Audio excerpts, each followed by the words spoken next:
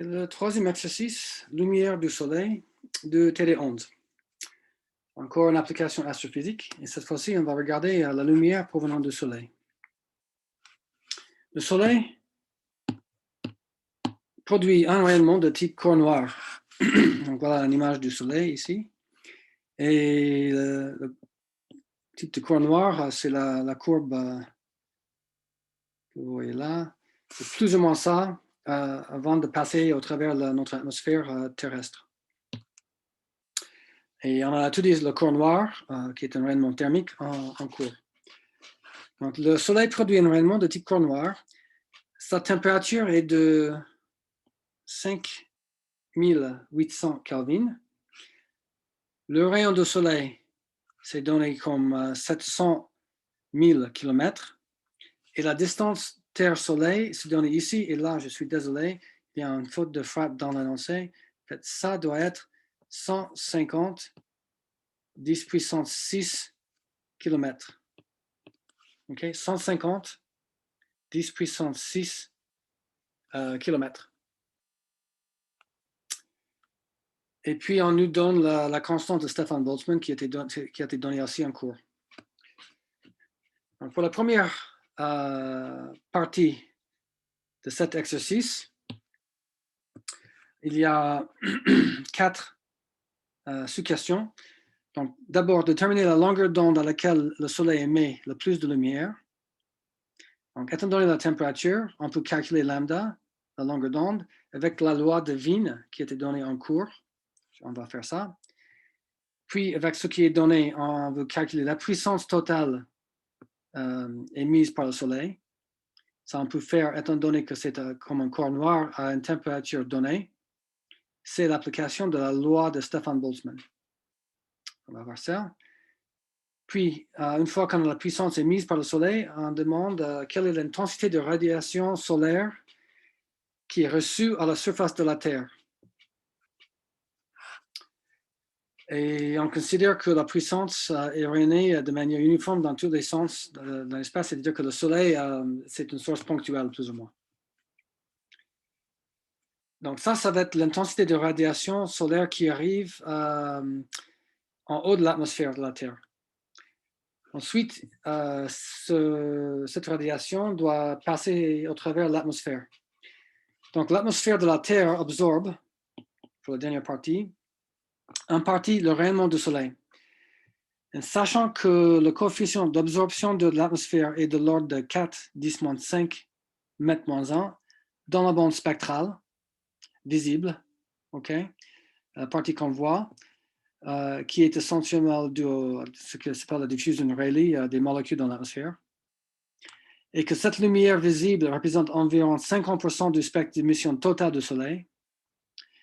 Calculer l'intensité réelle en provenance du Soleil reçue sur la surface de la Terre. Et on considère pour faire ça que l'épaisseur de l'atmosphère est égale à 10 km.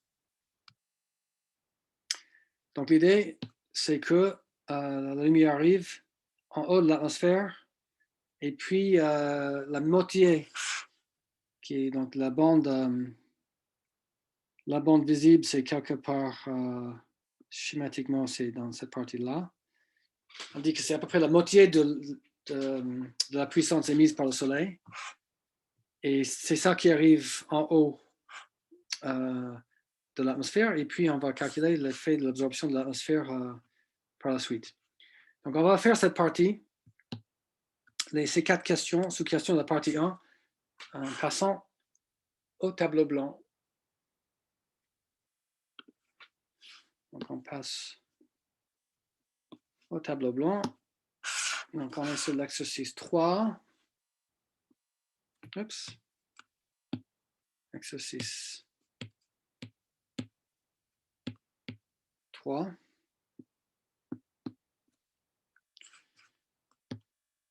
Et il faut y reporter quelques informations qui sont données dans l'énoncé.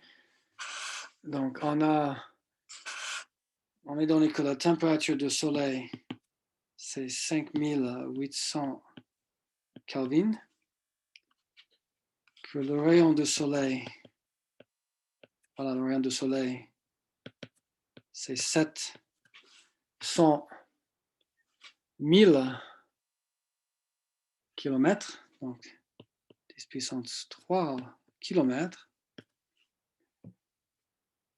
et que la distance Terre-Soleil, Terre-Soleil, avec la correction que j'ai dit, 150, 10 puissance 6 km, ainsi. Et enfin, on nous donne la constante de Stefan Boltzmann, qui est 5,67, 10-8 watts, 10-8 watts, mètre moins 2, Kelvin moins 4. OK. La partie numéro 1, la sous-question A, c'est déterminer la longueur d'onde à laquelle le Soleil émet le plus de lumière, c'est la loi de Lewin, qui est que la longueur d'onde lambda, étant donné la température, donc c'est pour un corps noir, hein. La longueur d'onde, étant donné la température, c'est 0,003 millikelvin divisé par la température, et ça donne c'est 0,03 mètres fois Kelvin divisé par la température donnée. Et donc, si on met 0,003 mètres fois Kelvin divisé par les 5800 Kelvin, les Kelvin s'en vont et on arrive à une valeur numérique qui est de 5 10-7 mètres, puisque c'est à peu près 6000 Kelvin. Hein. Donc, 0,03 divisé par 6000, c'est essentiellement les 5 10-7 mètres, et ça vaut 500 nanomètres, qui est pile au milieu de la partie visible du spectre. Donc, le Soleil émet la plupart de son rayonnement dans la partie visible du spectre. C'est pour ça qu'on voit avec nos yeux, surtout la partie visible. OK.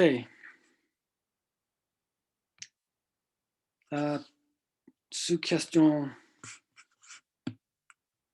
B. Sous question B. Quelle est la puissance totale émise par le Soleil?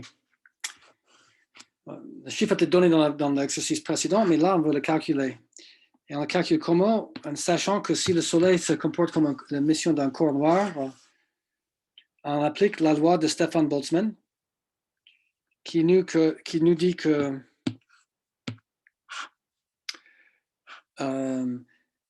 étant donné un corps noir avec une température T, la mission par unité de surface de cet objet est donnée par sigma fois T au puissance 4. C'est pour ça qu'on a les unités watts mètre par watt mètre carré Kelvin moins 4. Donc, il faut multiplier ça par la surface du Soleil. Et ça, c'est 4pi, le rayon du Soleil au carré. Donc, on connaît tous les chiffres dedans. On connaît le 4pi, on connaît le rayon du Soleil, c'est donné. On connaît la constante de Stefan Boltzmann et la température du Soleil. Donc, c'est une question de calcul avec la calculatrice. Et vous allez trouver que c'est 3,95 10 puissance 26 watts, ce qui est le chiffre que plus ou moins qu'on a utilisé dans l'exercice 2 de ce TD.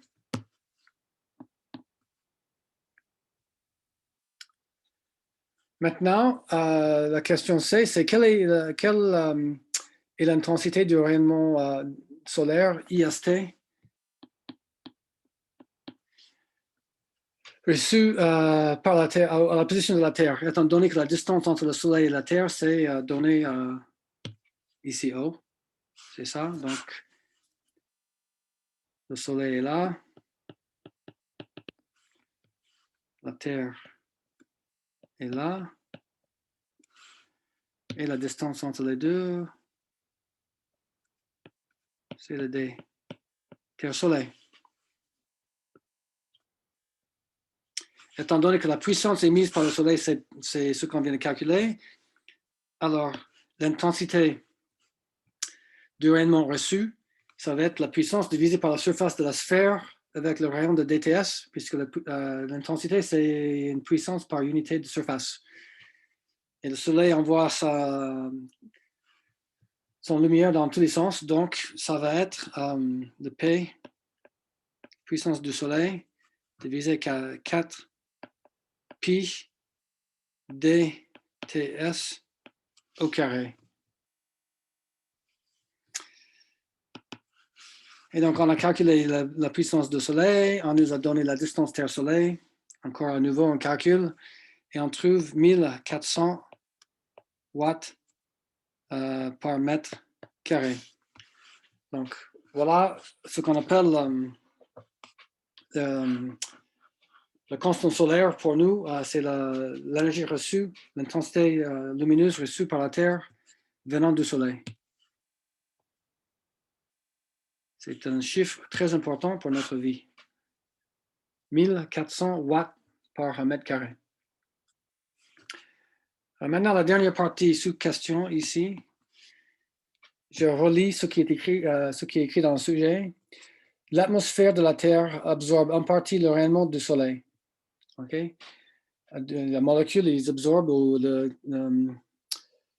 la diffusion dite Rayleigh. Sachant que le coefficient d'absorption de l'atmosphère de la Terre est de l'ordre de 4 10-5 mètres-1, donc on a un coefficient d'absorption K 4 10 puissance moins 5 mètres moins 1 dans la partie spectrale du visible. Et que la lumière dans la partie visible émise par le Soleil, ça représente 50% de l'énergie totale émise par le Soleil. On veut calculer l'intensité réelle en provenance du Soleil reçue sur la surface de la Terre en supposant que la profondeur de l'atmosphère de la Terre, donc voilà, qu'est-ce qu'on a? On a la Terre, peut-être on va faire ça en bleu.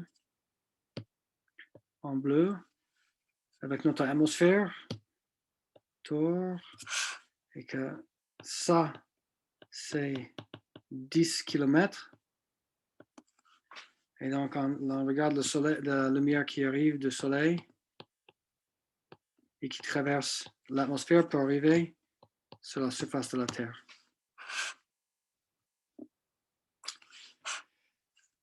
Donc, pour faire ce calcul-là, ici, en bas, c'est l'intensité lumineuse reçue sur la surface de la Terre une fois traversé l'atmosphère. Comment on calcule ça? Ça, c'est l'intensité lumineuse en haut de l'atmosphère qui est IST qu'on vient de calculer. Mais seulement la partie dans la bande visible. Donc, et ça, c'est 50%. Donc, pas la partie, donc ça, c'est dans la partie visible. OK, vise. C'est 50%, donc 0,5 fois la IST qu'on vient de calculer. Puisque c'est la partie uniquement visible qui est reçue en haut de l'atmosphère. Et puis, il faut appliquer l'absorption due à l'atmosphère. Et ça, c'est cette fameuse exponentielle, moins K fois la profondeur H. Donc, on a 10 km. 10 km, c'est quoi? C'est 10 puissance 4 mètres. Donc, on peut dire que ça, c'est 0,5 IST, comme ça, fois exponentielle, 4 10 moins 5 fois 10 puissance 4. Donc, 0,04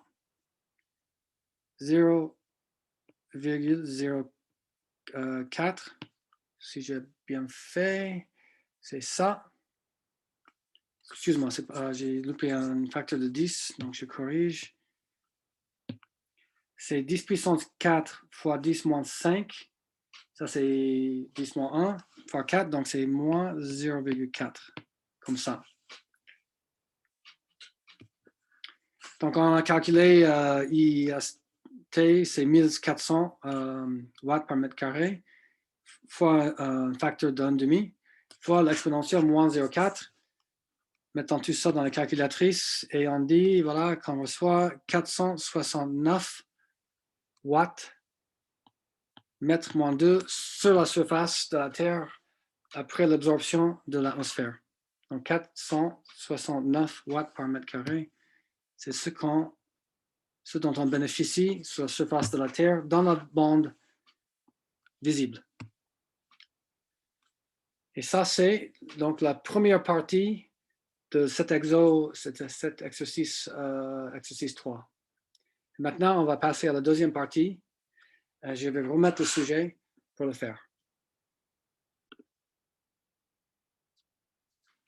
Voici la deuxième partie de cet exercice 3. Et la première partie de cet exercice était dédiée à l'aspect de corps noir, émission de corps noir. Et la deuxième partie, ça va être dédié à la question des raies spectrales.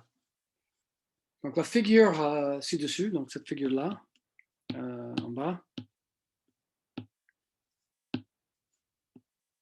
Donc cette figure-là représente le spectre d'émission continue de soleil, donc des couleurs en arrière-plan. Et on voit les raies noires, dites les raies de Fraunhofer, puisque c'est lui qui l'a étudié, correspondent à l'absorption d'une partie de cette lumière par l'atmosphère, le chromosphère du soleil. Donc le soleil, c'est une sphère de gaz qui émet la lumière dans tous les sens, mais il y a aussi une atmosphère qui s'appelle la chromosphère tout autour. Donc en fait, ce qu'on voit comme les couleurs en fond de l'image, c'est l'émission de corps noir qu'on a étudié dans la première partie, qui vient de la partie bleue de mon petit diagramme ici, la partie bleue, la surface dite photosphère du soleil, et qui passe ensuite au travers l'atmosphère autour du soleil qui s'appelle la chromosphère du soleil. Et c'est les atomes dans ce gaz chaud de chromosphère qui absorbent la lumière du corps noir dans les raies bien spécifiques dues à la composition de la chromosphère. Et en fait, on commence déjà à répondre à la première question qui est pourquoi les ondes d'absorption sont-elles quantifiées? Déduire comment l'étude du spectre de la lumière émise par le soleil permet d'accéder à la composition chimique de la chromosphère. Donc, on vient de dire qu'en traversant la chromosphère, c'est les atomes dans la chromosphère qui ont des niveaux d'énergie quantifiés, qui absorbent uniquement des photons ou la lumière à des fréquences spécifiques correspondant aux transitions de niveau d'énergie dans les atomes. Et ça s'appelle donc c'est des raies d'absorption, c'est des énergies spécifiques qui sont absorbées, qui correspondent donc aux fréquences et longueurs d'onde très spécifiques. Et puisque c'est une absorption, on le voit comme ce qu'on appelle des raies d'absorption, des lignes noires où on perd la lumière de corps noir venant de la photosphère est absorbée.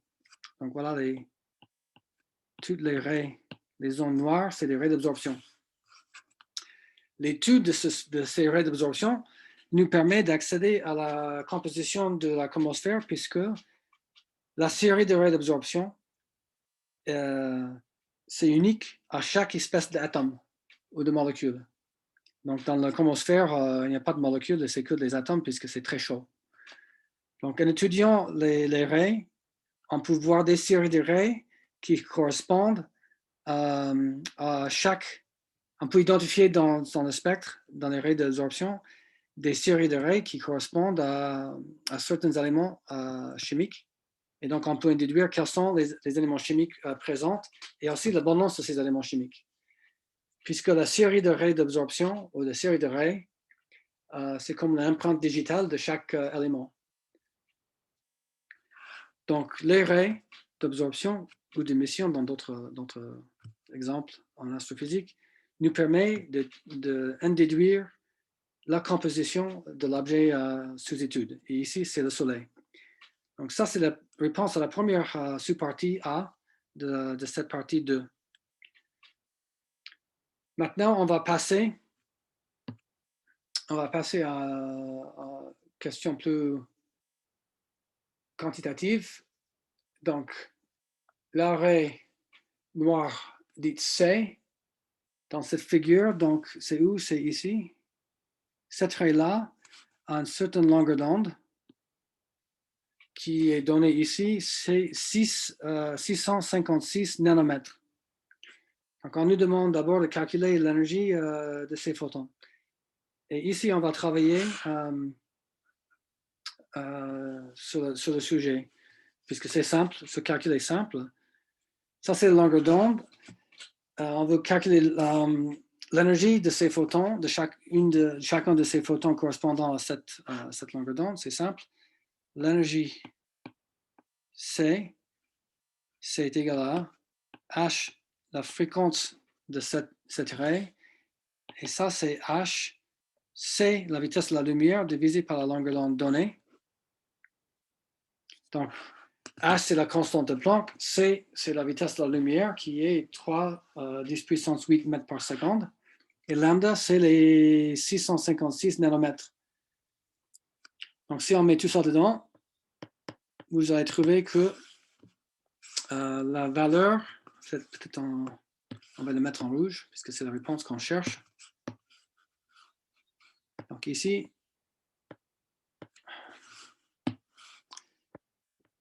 le C, comme ça, ce calcul-là, vous le calculez, vous allez trouver 3, 10 moins 19 joules. 3, 10 puissance moins 19 joules. Et puis ensuite, il faut traduire ça en électronvolts. Ça c'est bon, hein. Déjà cette réponse-là est bon.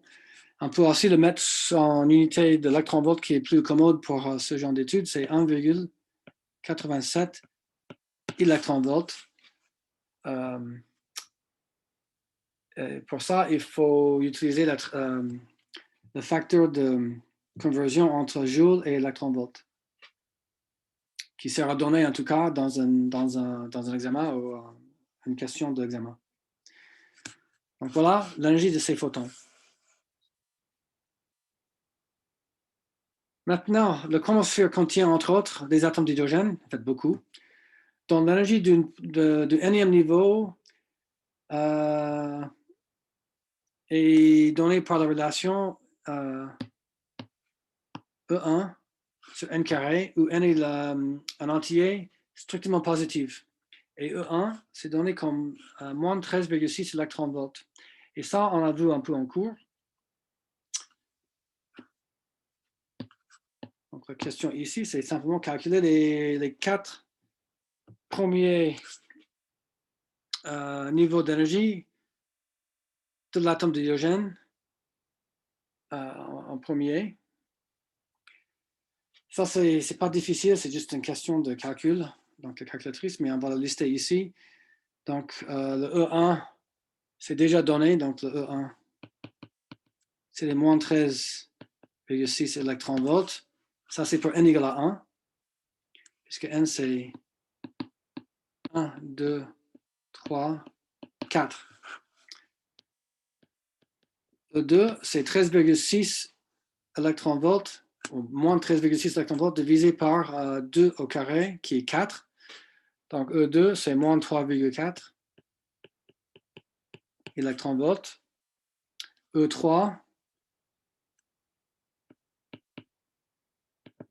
c'est moins 13,6 électronvolts divisé par 3 au carré qui vaut 9. Et donc ça donne moins 1,5 électronvolts. Et puis le E4, c'est 13,6 divisé par 16. Et ça, c'est moins que 1, ça c'est moins 0,85 électronvolts. Et que représente le niveau d'énergie de E1? En fait, l'énergie E1 correspond à l'énergie du plus bas niveau de l'atome d'hydrogène. Et c'est l'énergie minimale nécessaire pour enlever l'électron de l'atome d'hydrogène. Alors, pour placer ces niveaux sur un diagramme, ça on peut faire si on met l'énergie comme ça. En fait, on met le niveau 0 ici. Le moins, ça c'est E1 en bas. Tout en bas, c'est le niveau d'énergie le plus basse.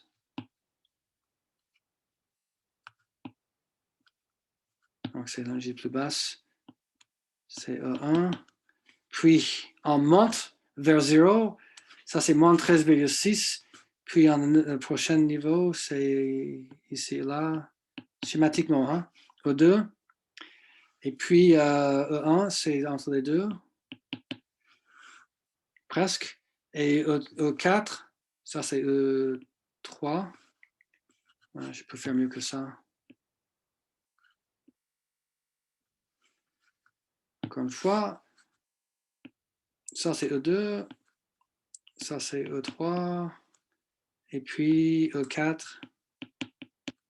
Et vous notez que quand les niveaux se rapprochent, quand on s'approche à 0, quand n continue à monter, mais donc quand n continue à monter, l'énergie tend vers 0, mais tu restes toujours négatif. Donc en fait, tous les niveaux commencent à resserrer autour de 0 quand n augmente. OK, la partie C, c'est montrer que l'absorption d'un photon d'énergie EC correspond au passage d'un atome d'hydrogène du premier vers le deuxième état excité.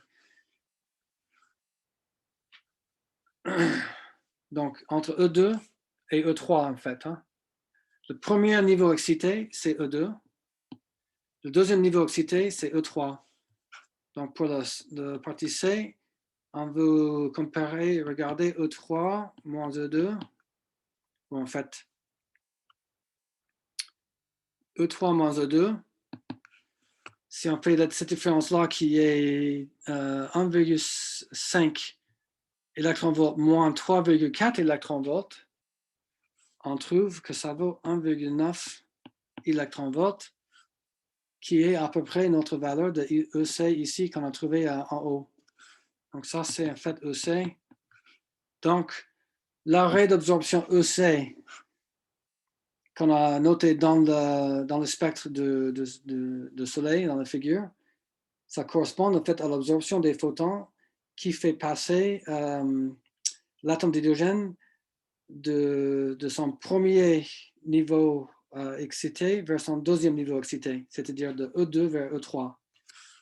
Puisque E1, ce n'est pas un niveau excité. E1, c'est le niveau le plus bas, donc c'est l'état dit fondamental. Et la dernière question, c'est un peu semblable, le D. L'arrêt d'absorption F de longueur d'onde donnée de 487 nanomètres. Donc, le F qui est, je pense, dans la figure, c'est là. Le G et le F. C'est difficile peut-être à voir, mais c'est le F, c'est cette raie-là. C'est une longueur d'onde c'est plus petite longueur d'onde, donc c'est une énergie plus importante. La question, c'est si c'est dû à l'absorption des photons par l'atome d'hydrogène. La question, c'est ces photons fait une transition entre quel niveau d'énergie de l'atome d'hydrogène. Bon, on dit calculer, c'est le passage des atomes de leur premier état excité, qui est E2, vers quel autre état excité. Donc là, il s'agit simplement de trouver le bon...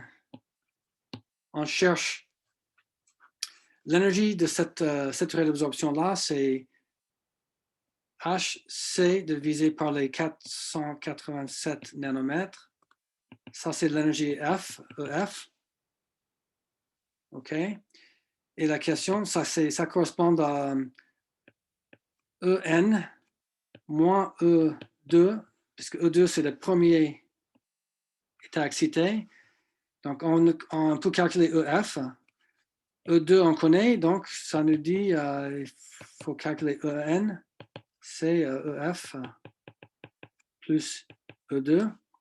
On calcule les deux, on calcule EN, et on trouve que on peut trouver que ça donne un niveau d'excité, ça donne N égale à 4, qui est le troisième niveau excité. Si on fait ce calcul-là, et pour le faire, juste pour vous donner le chiffre, l'énergie EF, si vous le calculez, c'est 2,55 électronvolts. Donc le EN, c'est 2,55 électronvolts moins le E2, qui est les 3,4 électronvolts. Ça donne une énergie qui correspond à N égale à 4. Et donc, c'est le troisième état excité. Donc, c'est une transition entre le premier état excité et le troisième état excité, entre le niveau 2 et le niveau 4. Donc, c'est quelques manipulations